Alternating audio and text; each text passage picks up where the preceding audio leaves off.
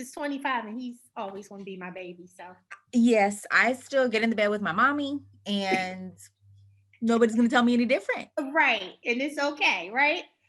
I just Yeah. have one request. Yes. Do you mind if I adjust my ring light? Because I feel like I look like a ghost. Yeah. Okay. Can You my kind of girl. Yes. I'm like, why am I so stark? Look, it's a daily struggle for me. Sometimes I look like I have rose in my cheeks, and other days I look like I have ghost in my cheeks. Right.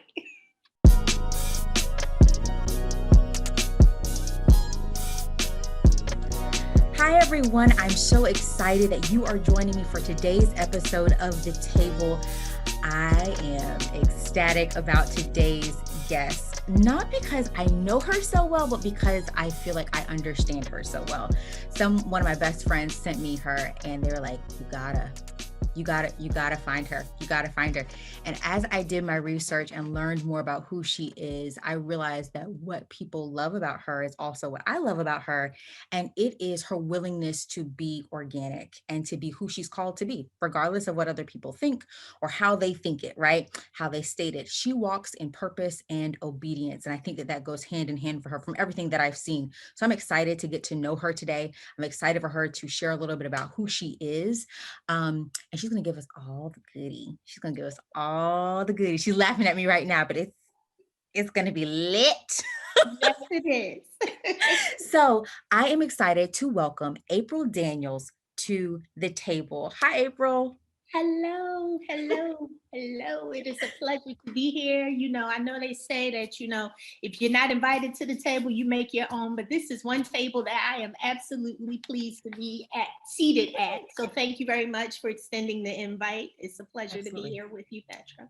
Absolutely. Absolutely. So April, I want you to take some time to kind of share who you are, give us a brief introduction of you, talk about what you do professionally, and if that's different, what your passion pursuit is. Okay. Well, I am April Daniels. I am the widow of Lashawn Daniels. I hate the word widow. I feel like I need to create a new word because, sometimes it just sounds so sad, and it doesn't have to be sad, but we'll get into that later. Yes. So, Lashawn Daniels, Grammy Award-winning songwriter. I am a mother of 3 boys, Jet, Omar, and Tashawn. I am a realtor. I am an author. And the one title that I love the most outside of being a mother would be an influencer of faith. Yeah. I love that. I love that. I actually have been telling people that I feel like I'm a faith influencer. Like, it's just not the lifestyle influencing, the hair, the makeup,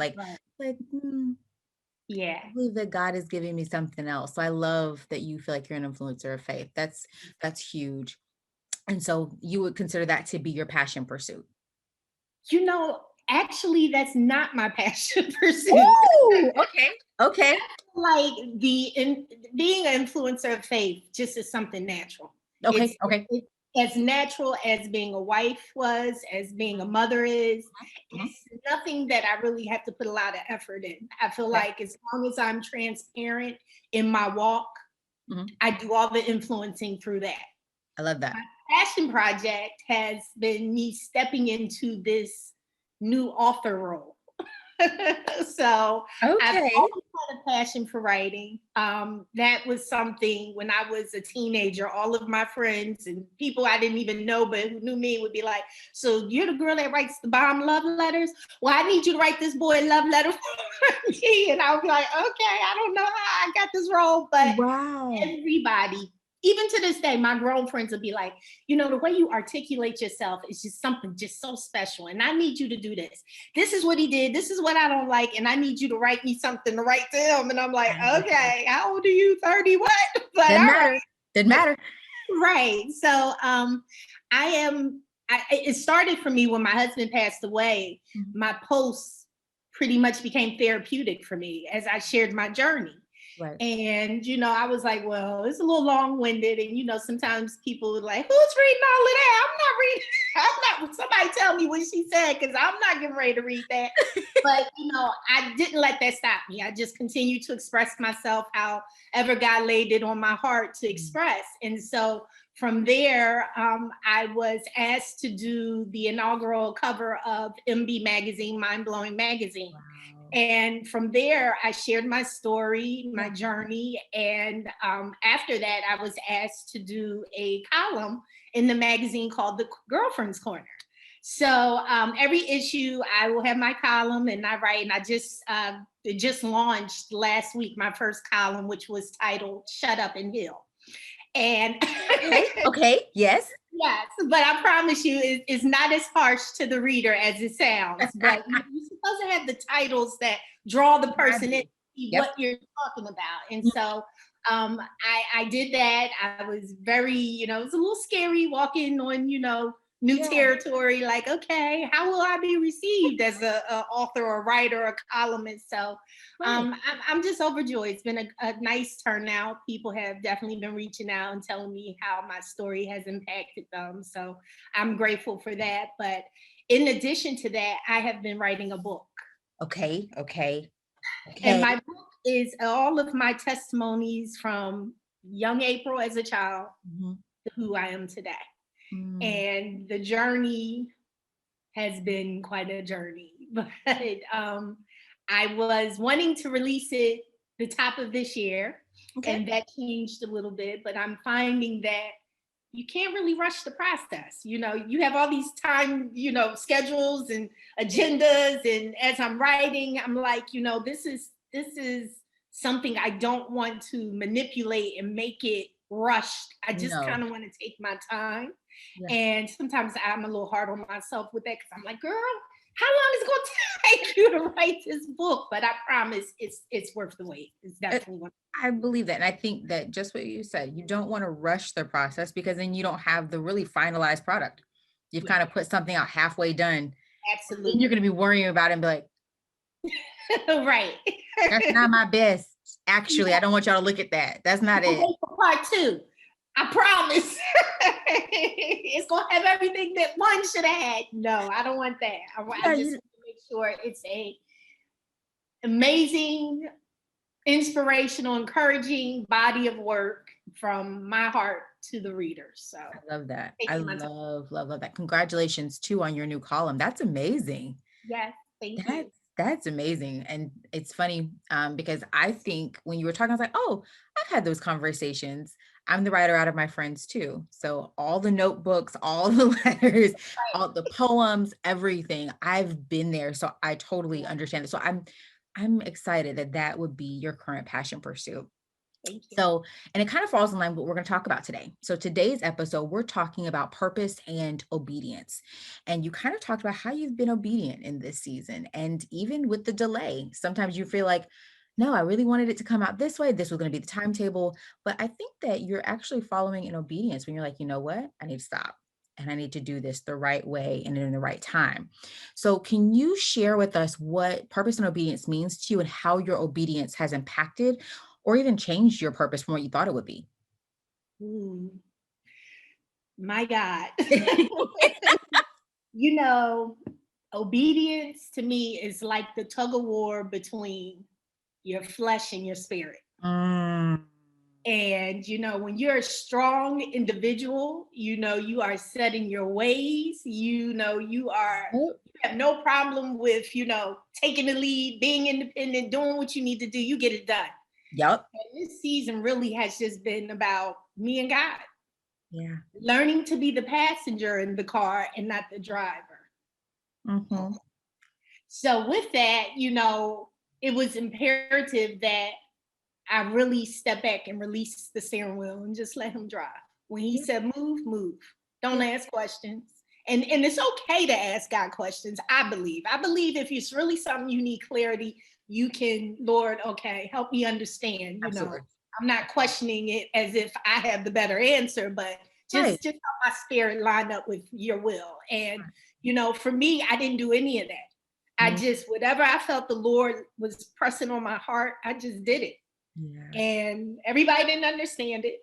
Some people were like, oh, well, she's not calling. She's not this. Well, she's, not accessible, or she's doing more of that. And I'm like, listen, I lost a husband. Yeah. A If whole you husband. can't understand that this is just something different that I'm walking through on my own, so your expectation may not be what my agenda is. Right. So if we miss each other, I need you to extend grace and not entitlement. With that, I didn't care who was still standing or who wasn't. Yeah. I couldn't. You can't. You got to keep your eyes straight. Lord, my eyes are set on you, order my steps. Because when you start doing that, you start pleasing people. And then when you start doing that, you're altering the will of God. I believe who's supposed to be in this season, he has left in my life to be a part of this season. And those who are not, I love you. It is what it is. Yeah. Season's in. God knows if nobody learned anything more, I lost a whole husband. I thought we would grow old together and, live happily ever after. Yeah. But that wasn't it. It was a different season, And so I think it's really important for people to not make it so much about themselves. And that when people are going through something, to really pray for them. Really pray. Really Don't just say it. Because, you have a lot of people that'll say, I'm praying for you. And they're really not.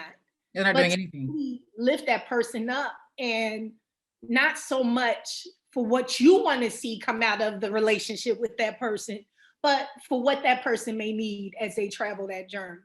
Absolutely. So for me, I felt like Sean was the teacher of all teachers outside of the word. Wow. So for me to do anything different at test time, wow, would totally dishonor him.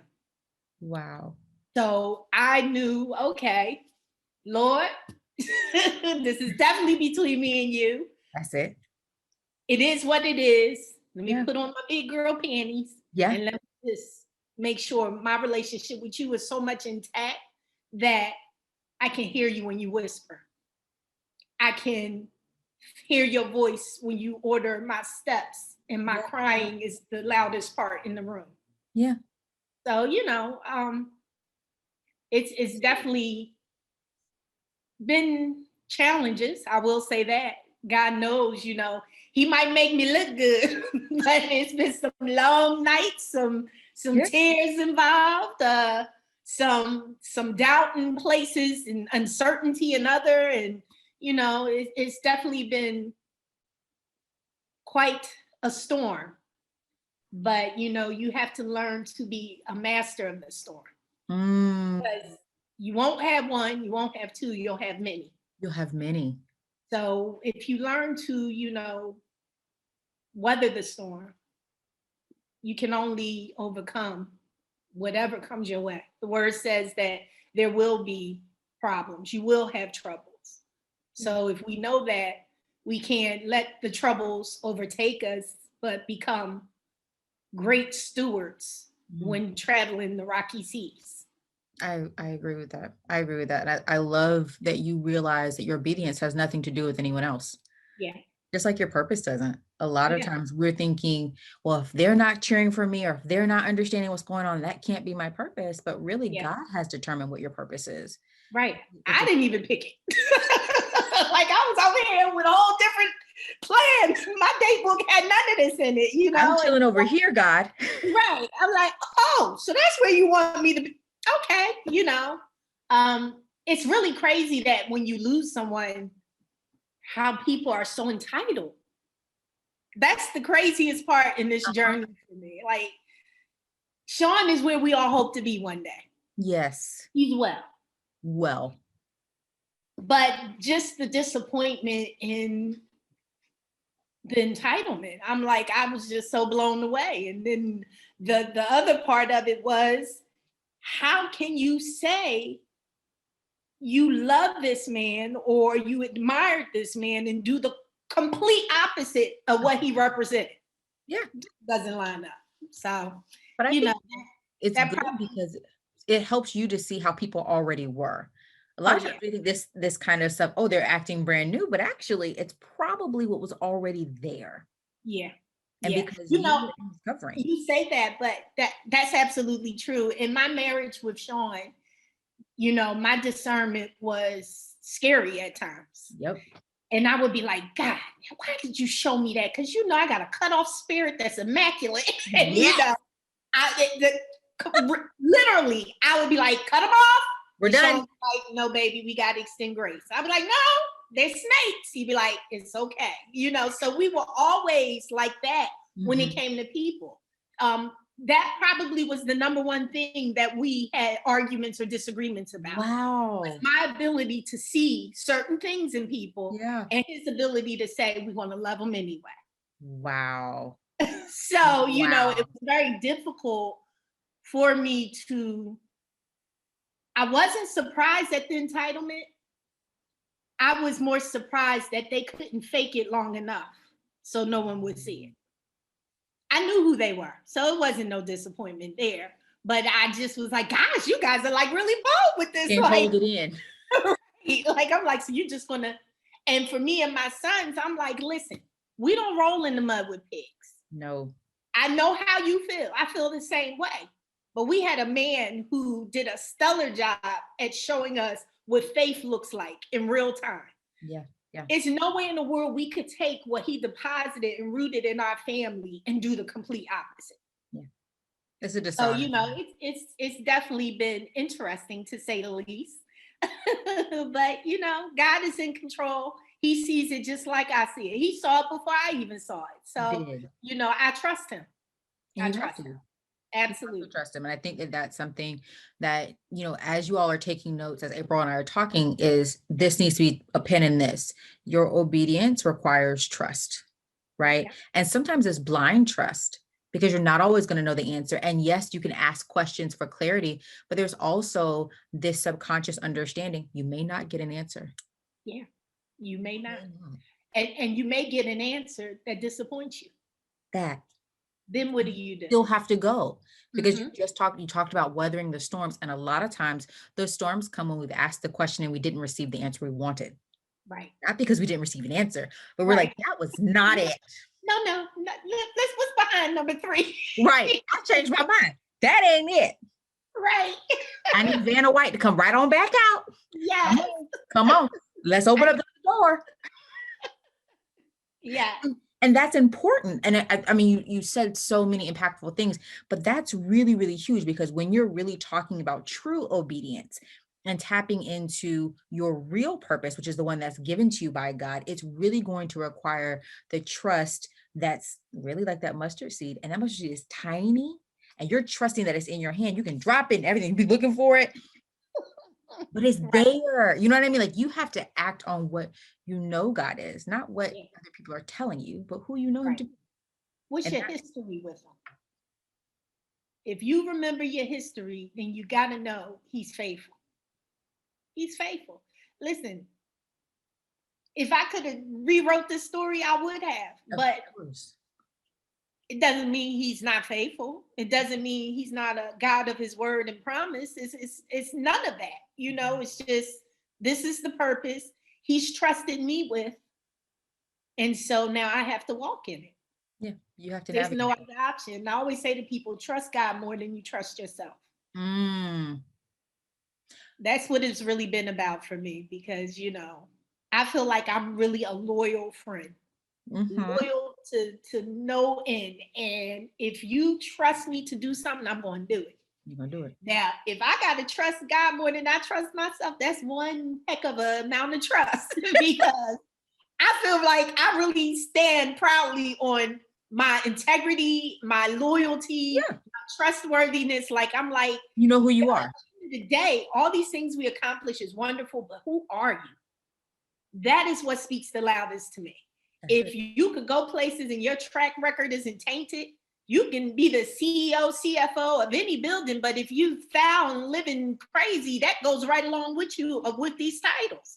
So, for me, trusting God more than myself, oh, Jesus, it was like, okay, now you make sure you do a good job with this, but he is. But it's just uncertainty that just kind of suffocates you to a certain degree because when you're used to problem solving and having answers and figuring things out and orchestrating and delegate. Like you're that person. Now it's like you've lost all control and you have no other choice but to say, God, I surrender. I surrender because I can't do this alone. No. There's not enough willpower in me, strength. It's not enough praying mothers to get me through this without you. That's it. And that's what he's looking for. He wants that. He wants us to completely trust him and to give him the relationship that he's always desired to give us. Yeah. He wants to be in relationship with you. He wants to navigate these things with each of us, but it requires us actually being available to listen to him. Yes. And we're so good at planning and mapping and effectuating that a lot of times we miss what he's telling us. Yeah. Because you just said, like, I had these plans. These were good. I was good over here. Yeah. And you shifted me. And it's not comfortable. It is not what I like. It's really not what I want. If we're going to be very candid, it's not what I want. But in this season, you're able to hear him and you hear him well. Yeah. Absolutely. And that's huge. And so because you're there, I think it'd be great if you could give some of those who may struggle with choosing obedience for fear of missing out, or just because it feels uncomfortable, what advice would you give or favorite scriptures that can focus on the power of obedience? Only what you do for God will last. Like, we can be great at what we do. We can have amazing plans and ideas, but they're only sweeter when God is at the heart of it all. That's it. I can't afford to leave him out. No matter how great I look to anybody else or I think I am, I can't afford. That's way too, I don't have enough to pay for the price of leaving him out. Wow. I think that people tend to, because I was one of those people actually before I met my husband, people tend to think having a relationship with God portrays you to be a certain type of person. Like you can still be dope, fly, cool, all of those things and still love God. Absolutely. You know, he wants you to be all of those things because he understands that if the light he put in you can shine to gravitate to those type of people, it makes the kingdom that much better. You know, we're not supposed to look corny and, you know, not interesting. And that's not who we're supposed to be when we have the heart of God rooted in us. You know, we're supposed to attract. We're supposed to shine brightly. We're the salt of the earth. So why would it be anything less than to be grabbing attention from other people to see the God we serve? There's something special about you. It ain't me. That's the God in me. You know what I mean? So I think for that, I've been a person that has always believed in God.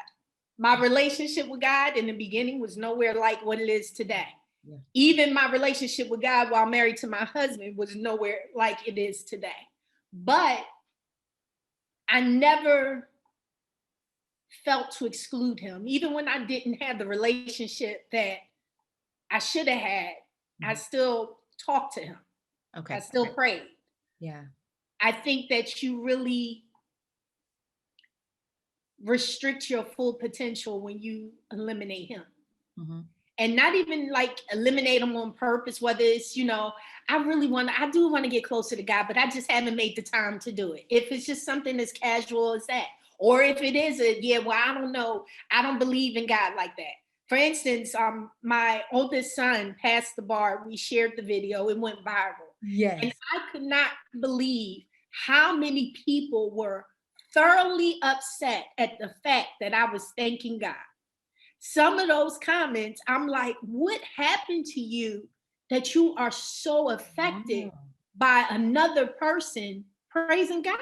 Yeah. You don't have to agree with it, but some of the comments that were being shared, I'm like, that's some hurt there. You're speaking from a hurtful place. Wow. Some ignorant, but more hurtful than anything, because I'm just like what you do is what you do, but I could never envision putting myself in a position to talk down on another person because their faith is that big and bold and bright. I don't know. So seeing that, it just makes me like, I have to be transparent in my walk because I know with it, it's doing nothing but not gaining followers for me, but gaining followers for Jesus. You know what I mean? That's ultimately the goal. If I can share my highs, my lows, clearly I'm showing you my human side. This is me. That's it. This is me. Called you to be. I'm not any different than you. The difference is I'm sharing the moments that may be embarrassing, hurtful, uneasy. Yeah. But I'm sharing them because the bigger purpose is to get you to want to have, if it's one conversation with God, that's it. Try it. What do you have to lose? So, you know, I just really hope that anybody that comes across any podcast, post, video, episode of a TV show, anything that I've been blessed to be a part of, can see the God in me more than anything. That's it. Be a walking billboard. You ain't gotta be a Bible toting walking billboard, because don't nobody want too much of anything. But I just feel like when you're organic and transparent and vulnerable about all the things that you normally would want to keep to yourself, that can't do anything but draw people. And that's the goal. And one of the scriptures that I really love is Matthew 7:24 through 27. And it says, whoever hears these teachings of mine and obeys them is like a wise man who built his house on rock. It rained hard, the floods came, and the winds blew and beat against their house. But did not fall because it was built on rock. Whoever hears these teachings of mine and does not obey them is like a foolish man who built his house on sand. It rained hard, the floods came, and the winds blew and beat against their house, and it fell with a loud crash. There's two kinds of people, foolish, and the other one is those who really trust and believe in God. And I don't want my house to be built on sand. No, that's not. At a time when it was so transparent that we could possibly fall apart, or we could prevail. It was nothing but the grace of God that kept us standing. But I also know that we were able to stand because what we've built our home on is rock. That's it. And rock is the word. Rock is Jesus Christ. Rock is where I get my faith from. Rock is what keeps me going every morning. Rock is what gives me the strength when I don't have it on my own. None of this is me. I'm not smart enough. I'm not pretty enough. I'm not wise enough alone. I'm all of those things, but I'm not enough of those things to get through the storms that life gives you. So that's huge. I actually went to my phone and I started highlighting. I said, let me get this. So y'all catch that. Matthew 7, verse 24 through 27. I'm actually going to do some studying with this later, but it's really important that not only do you have relationship and that you have the ability to talk to God, but that you actually get his word. So you're able to pray his word. So I think that's important because you're talking about a season where you weren't sure. And it was like, we're either going to fold or we're going to make this happen. And because you had the word in you and you had the desire to stand on that, I think that's really important for those of us who are trying to figure out the benefits of obedience. Yeah. Oh my, there's benefits for sure. Benefits. Right. See? Yeah, for sure. You wouldn't be here. You would not be here if you had not tapped into the benefits of obedience. Right.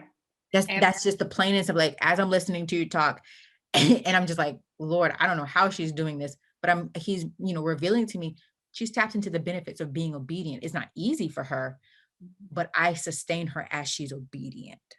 Yes. And that is huge. And it's one of those things that I said earlier that I admire about you is your transparency about your pain, about taking the time away and shifting to fit where God has you in any given season. So how are you balancing those emotions with being obedient to his instruction? Ooh. And it's okay to cry. So y'all know we're both water bags. Like, that's a thing, but crying does not negate your obedience. So I want people to hear that. That does not negate your obedience. It's how are you balancing your emotions with being obedient to his instruction? For me, the emotional part, an idle mind is the devil's playground. So I have to make sure that what I'm feeding myself feeds my spirit and not my emotions. It means I read my scripture, I pray, I have my regimen, is what I do every day with the word, with spiritual music. I have to make sure that my intake of that is more than the worldly things.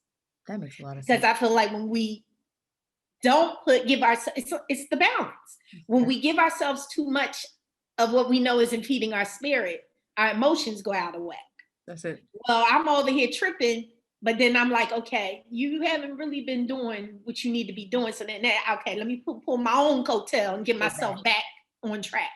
But it's a slippery slope if you're not careful.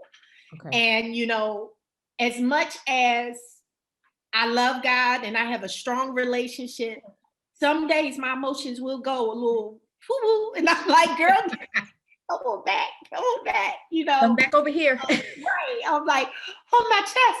I feel something in my chest. And my son is like, Mom. I'm like, okay.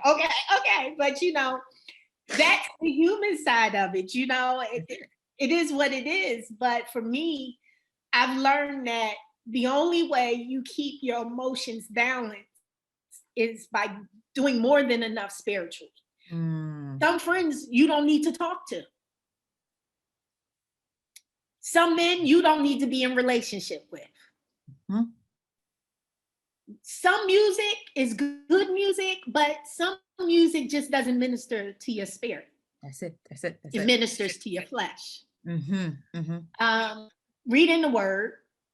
I tell my son, my youngest son, on the Bible app, and they do the daily word every day. I'm like, if you can't get nothing else in, you do this every day. Just get a little bit. They do it for you. All you have to do is click. Yes. That one click, that's it. It doesn't get any easier than that. No. That's a microwavable word right there. But I just, for me, what I found is that you have to be able to really just shut everything else out and off and just really focus on the word of God. Yeah. Sometimes I'll just do a random fast just because I just need to get centered. And if I'm coming off social media, or if I'm coming away from some of my favorite shows, or if I'm just not accessible to my circle of friends, I'll text, let them know I'm good. Don't worry over here. But I really need to just hear from God. I need to be able to hear what he's saying and how he's directing me. And sometimes when you have too much going on, it drowns out what he's trying to get you to see. And so, just really having that balance for me is just knowing what's too much of something and not enough of something else. That's it. And just finding, that middle ground for me. But more so these days, it's less about the social for me and more about the spiritual, sowing into my spiritual man, whatever that may be. I love listening to music to go to sleep. Sometimes I'll just put on my AirPods. Well, not my AirPods, my headphones. My kids tease me about these little doodads right here that they don't know why I don't get any AirPods, but I'll put them in my ear. I'll go ahead and just fall asleep to that. Yeah. And I'm like, I'll wake up to it. I'll do my morning ritual with my prayers and everything else, but it's routine. It has to be routine because it has to become my normal. Yes. If you're doing it sporadically here and there, it's not normal. And so there's an imbalance. Yeah. So that's what I will offer up for how to balance it all. I think one of the words that you used was your regimen. So it's something that you've put into practice. And you're constantly doing that. And it may not have been easy at first, but you've created this pattern so that you get used to it. So that you're like, okay, I need to do this. It's important for me to do this. It's less important for me to do these things that some would consider fun or what I should be doing. It's more important for me to tap into what my regimen is, because as I put in the daily practice of it, I've actually seen the benefit of it. Right. So I think that that's really important because it goes right back to our other conversation, the benefits of obedience. There has to be structure. You have to have boundaries in place. You have to know what your capacity is. You have to know why you're doing these things, because you've realized if I tap in more over here and less with God and less with this relationship, then I'm out of whack. Right. And me being balanced is more important than me being social.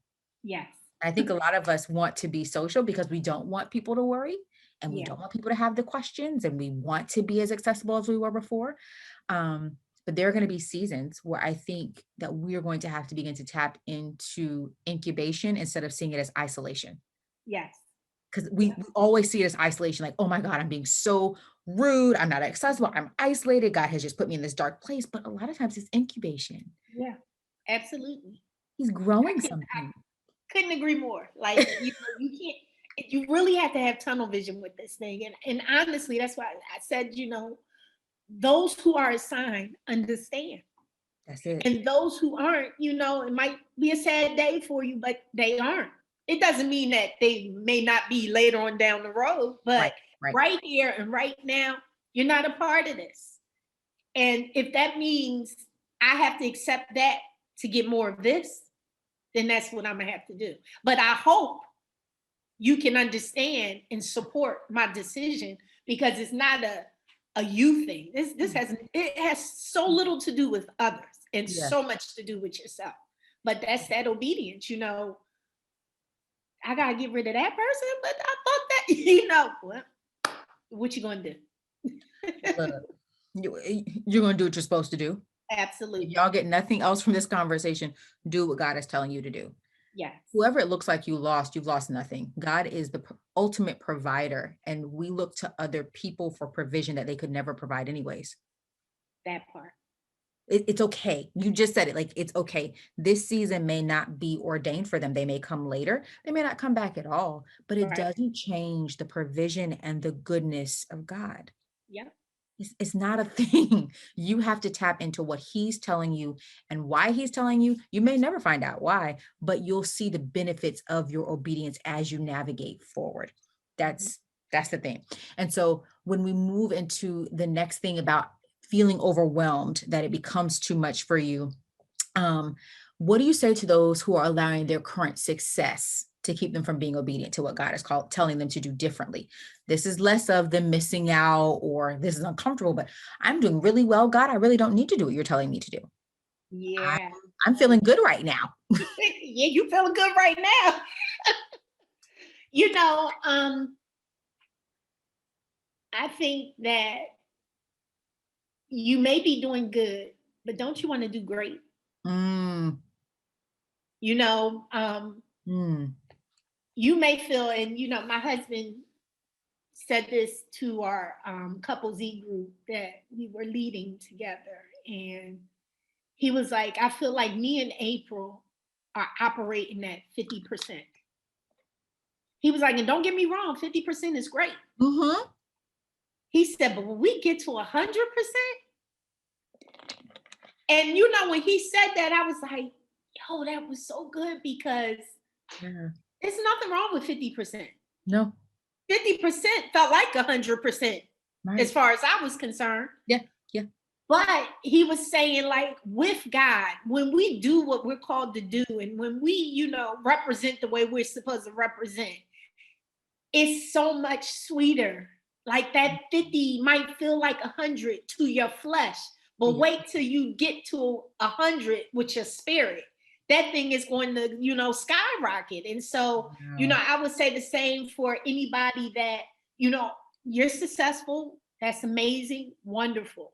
You know, we all are capable of doing great things Sure. when we, you know, do what we need to do and set goals and stay on top of them and be diligent and Yeah. hard work. We have that in us. Absolutely. But there's an element missing when you think you don't need God to maintain it. Because you can always get a blessing here and there, but can you maintain the blessing? And you maintain it. And, you know, a lot of people think that getting there is maintaining it. It's not. No. My husband had a successful career for nearly 20 years. Wow. 20 plus years. I'm sorry. Wow. He didn't have not one person that didn't like him. He didn't have not one person that had anything negative to say about him. All his business relationships were still intact.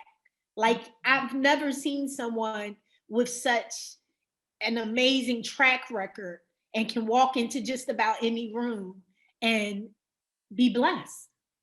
Wow. Now, was he an amazing songwriter? Absolutely. Yeah. Was he one of the dopest vocal producers out? Absolutely. Mm-hmm. But we're not going to ignore the fact that he had a relationship with God, and that thing was the catalyst to the gift. You can't say, oh, he did it all, because no, our faith doesn't allow us to believe he did it all. Right. And in talking to him, he was like, when I first got the opportunity to do music, I told God that I would take care of his work if he takes care of mine. Wow. And he's done nothing but that. Every session he's been in, they done heard about Jesus. Every session, he didn't care who you were, what you believed in. You're going to get this word. Right. You're going to get this word. And when he left from those sessions, he left an impact. Wow. I know he left an impact because of the outpouring of love in everybody that came after he transitioned and shared how much of an influence he was for them to live better, to love God, to love their wife better, to be faithful, to treat their children. He left an impact. That impact wasn't just Lashawn. That was God working through Lashawn. So to the successful person, yes, you may be doing amazing things, and I applaud you. But I believe there's a 100% that you can reach when you embrace God and include him on your journey. That's it. That's it. Yeah. So when as you were talking and you were saying how, his faith, that's what propelled him, that was the catalyst. I was like, it's so important when we think about the successful people maintaining their success, that they tap in who's the sustainer. Because they're thinking one way and God is thinking a whole different way. Just like when Lashawn was talking about your 50% versus 100%, and it kind of had a light bulb effect for you. Yeah. There's a difference between sustaining, because God sustains, and then us maintaining. There's a huge difference about how that plays out and what that does for other people, because it's all about our witness for him. Yeah. We were created for his glory. Your husband going into those sessions and giving the word, be it through a scripture or just the way he engaged with people or just sharing about the goodness of God, whatever that was, we were created for that. And the fact that your husband so totally tapped into that and said, I'm his. So this work is his, I'm his, whatever I need to do to make sure that his glory is effectuated. If we could all do that, then we'll see the difference in what our success looks like too. Yeah. Because as you talk about your husband, I hear less of he was excited about his awards and the money and the people that he knew, and he was more excited about the impact that he made for Christ. Absolutely. That's what I hear. And so his idea and his definition of success was different than ours. And that's what people remember about him. Like, this was not just a good dude. This was a God dude. Yeah. This was a God dude. And that's different. That's different, because we all want to be the good person. Yeah. We all want to be the good person. Everybody loves us and all that. But when you can say without a shadow of a doubt that every session that he came out of and all of his relationships were intact and all of them honored him for the man that he was in Christ, he's a God dude. Yeah. And his success has propelled him with legacy, right? There's a difference. Good dudes, the legacies are a little different. Yeah, absolutely. There's a little different. Nothing wrong with it. It's just different. It's just different. And so I think that's, we all hope for that. we all hope for that. So I'm going to ask you, do you believe that purpose pushes you outside of your comfort zone? And do you believe your obedience has pushed you outside of that? Yes. There is no such thing as comfort in obedience. At least not at first. No. When you walking in that thing, it's so uncomfortable. It feels like, I always say this, it feels like you are naked in an aquarium tank. Woo! All on display. All on display. And you don't know if this thing is really going to work. Yeah. But you heard God, you followed his word, and you hope it has a happy ending. You know what I mean? Yes. So, being obedient, this is nothing. it's very uncomfortable, but the comforting thing about it is you're in the place exactly where God wants you. So that's where the emotions versus the spirit. Yeah. You got to be able to say, it may not look like what I need it to look like to trust it. Yeah. But I heard God say, move, and I'm going to move. I don't know where he's moving me to, but I heard him say, move, and I'm going to go. I'm going to be obedient because obedience is better than sacrifice. That's it. If he tells me this is what I need to do, I'm going to do it. And I've learned to do it now where before I talk to God like we talking right now. Yep. There's times where I've been like, okay, Lord. So, not that I need to know your plan, but I just would like to be able to understand the operation behind it. It's like I'm not questioning you, but I kind of am, to a certain degree. I need some clarification. Absolutely. And it's been so many times in those conversations where he sent me confirmation through people, through a sermon, through a song, through a conversation. Like it's been like so on time for those times where I'm just as vulnerable with him as I possibly can. And he's like, okay, my child, this is what you need. I'm gonna send it to you. And he sends it to me. And I'm like, okay. Not that I needed it to be okay with what you're asking me to do. Sure. But I get it. It gives me a new set of eyes to see what you're doing in my life. That's it. So, as uncomfortable as it may be, I have really just locked in on having tunnel vision with my relationship with God, and just what he says, I try to do. I try to do it with a happy heart, not a complaining heart, because, a lot of times people don't show up happy. They show up like, well, I guess I'll do this. You know what I mean? And show up with obedience, but also with expectancy. Because I know that me obeying is only going to lead to greater possibilities. So now my expectancy has learned to line up, because that was a very hard transition for myself after my husband passed. Yeah. That wasn't my expectancy. No. Like, I'm scared to expect anything more with you, because the way this thing just turned out, maybe I'm what we talked about. Yeah, I'm just going to obey right now, but I'm going to hold back on expectancy, because I didn't really like how you made me feel when, that happy ending got shattered. So, right. Very important to just recognize that it's going to be very uncomfortable, period. It's no way in getting around that. But again, that's when that history comes into play. And if you don't have history, who do you know who does? That's it. Lining yourself up with the right people. Yeah. When my children were younger, I told them to get a journal. Well, I got them a journal, but I told them to get their journal and write in it all the times they saw God show up in their life. Wow. That's their history book. Because sometimes we forget. About God's goodness when we don't really need it. And then it's like, oh, this always happens. No, it don't always happen. Let's go back a little bit, because he even showed up at some times right there when the buzzer was about to go off and saved the day. So I think it's important that, people like to journal, but journal about what God is doing in your life. Because when the enemy comes and tries to kill, steal, and destroy every great thought you have about God and your relationship with him, that's when you can pop that book out and you can minister to yourself. Because you're going to have to learn how to minister to yourself. Because everybody won't know what to say. Everybody won't have the words to say. Some people will just sit there because they're just lost for words. You have to be enough to say, you know what? I remember when. That's it. And keep reading and keep ministering to yourself to be able to see just hope. That's it. Hope in the situation. Like I said, you're going to have trouble. Everything isn't going to be perfect. But at the end of the day, if you have a little grain of hope, a little grain, that little grain of hope is also a little seed, a mustard seed of faith. That is what gets you to the point of, okay, Lord, I don't know, but I trust you. I trust you. That's it.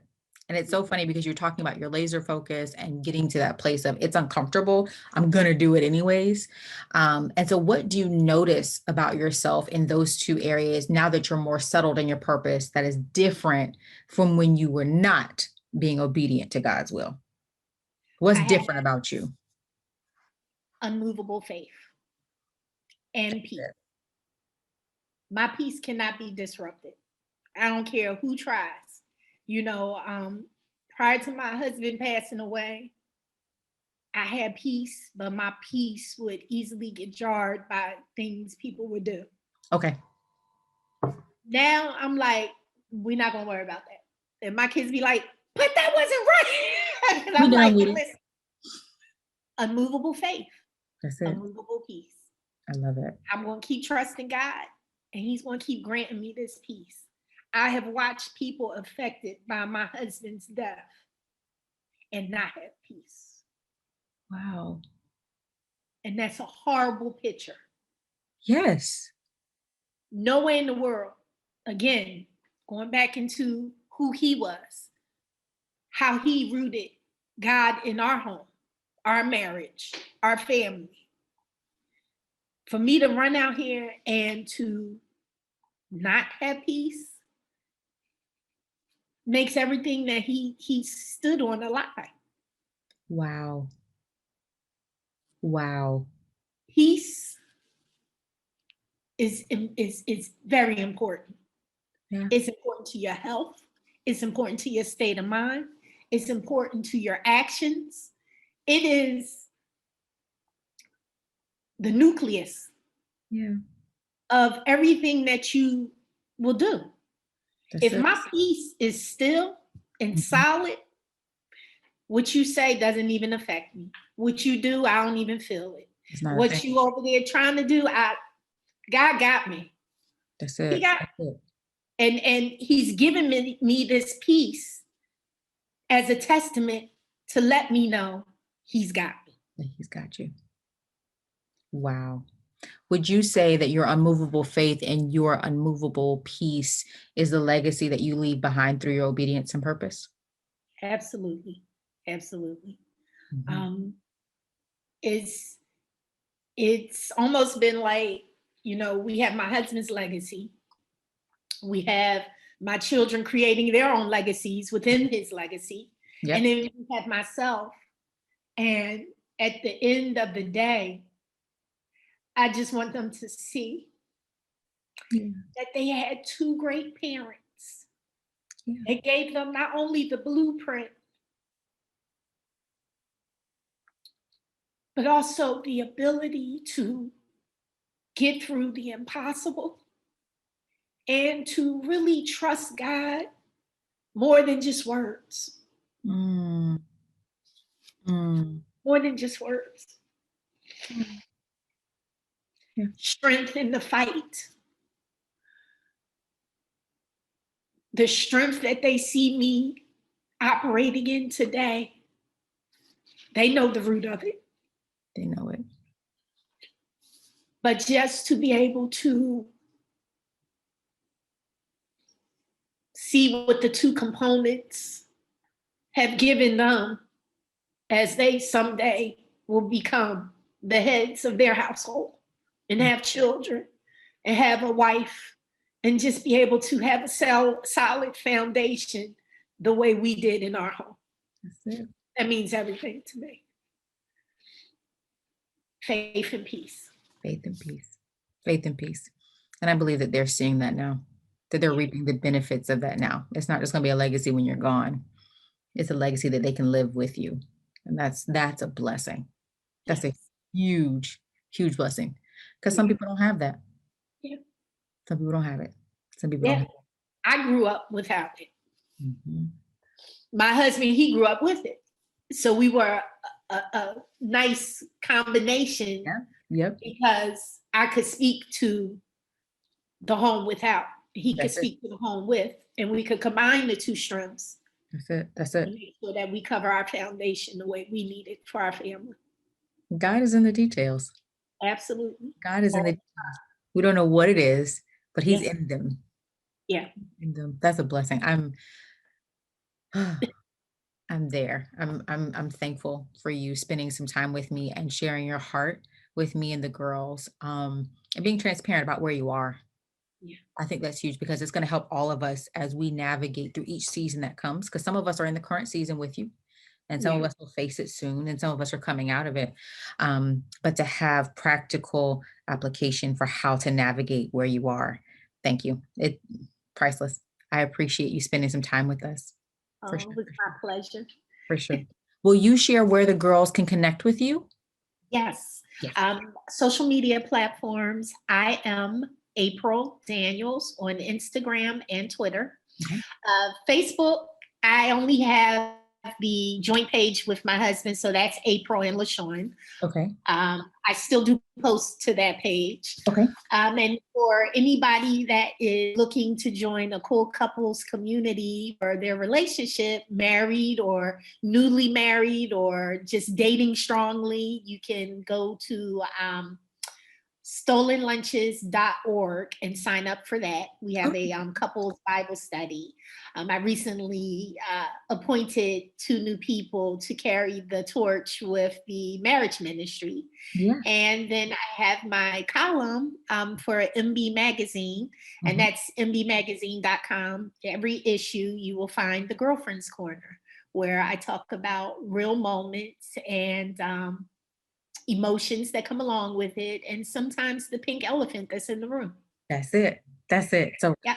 that they have plenty of ways to get in contact with you and to follow your journey and to grow and as you heal. So I'm super, super Yeah. excited about that. Thank you again so much for joining us. You all, I am so thankful for this episode. I hope that you enjoyed it. Make sure that you subscribe. Excuse me. I'm so excited. You subscribe to my channel, and that you look forward to next month's episode. We have another great guest coming. And again, anything that you take from this today is unmovable faith and unwavering peace. All right. I love you all. I'll see you next month at the table. Bye.